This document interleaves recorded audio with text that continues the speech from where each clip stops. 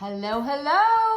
It is Cycle 3, Week 8, and we are back learning all our memory work. Okay, we're starting with math. In math, we're doing the 14s this week. And again, the numbers are getting higher and higher and a little harder, but I know you guys can do it. This is to the melody of Comptown Races, and it goes like this.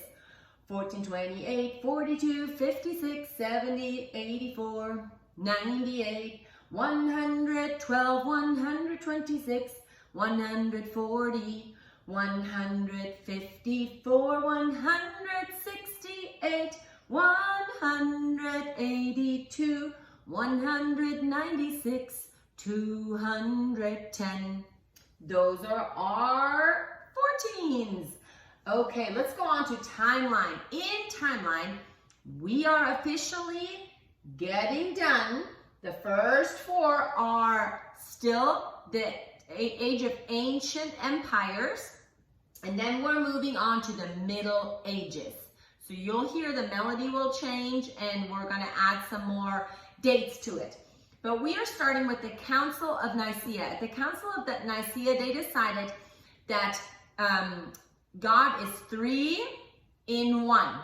God is the Father, the Son, and the Holy Spirit. 3 in 1. So we say Council of Nicaea. And then the next one is Augustine. So we're going to do an A for Augustine. Augustine of Hippo. And he did some reforming. So we say Augustine of Hippo.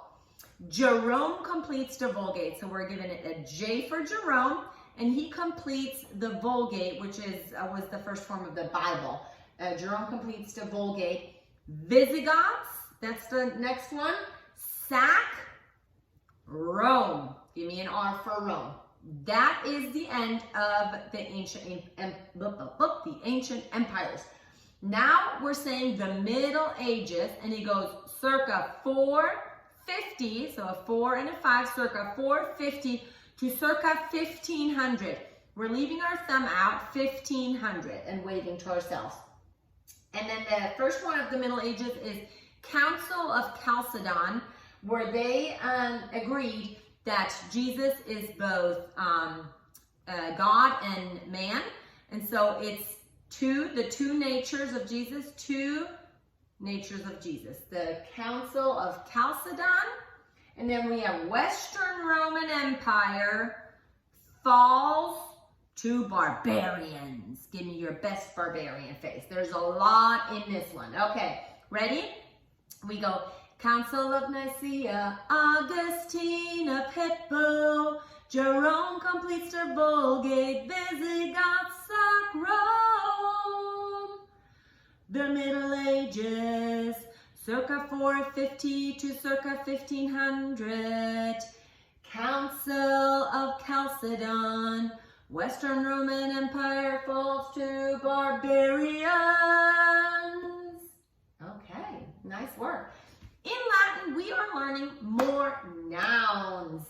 A noun is what does a noun do? A noun names a person, place, thing, activity, or idea. And we are learning more of them. So there's one that is called testimonium. And again, those are all in our John verse that we're learning today. Testimonium means witness.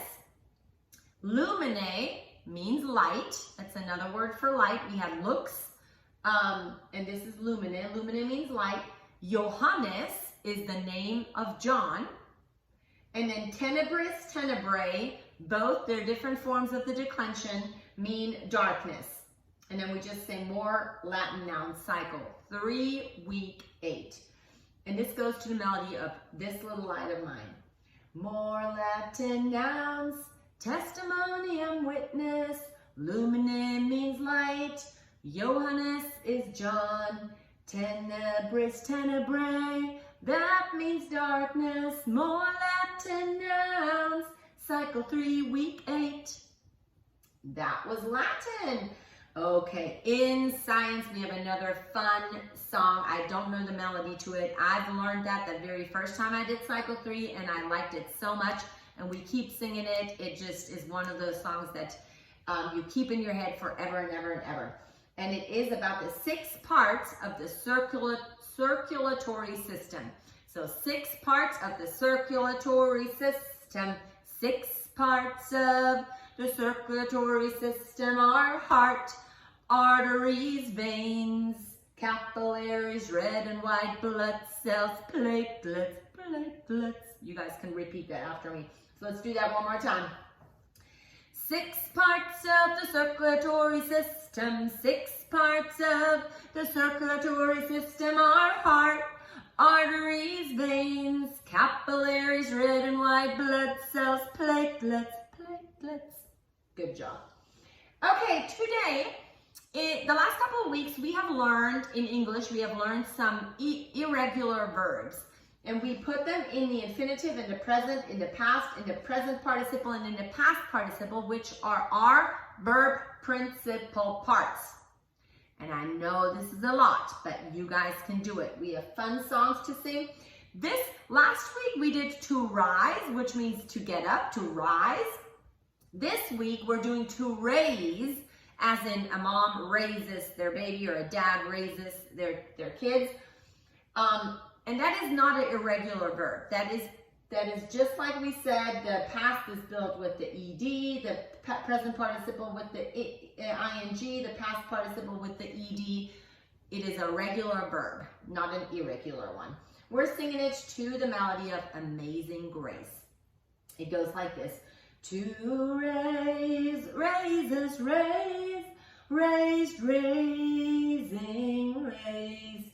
To raise, raises, raise, raised, raising, raised.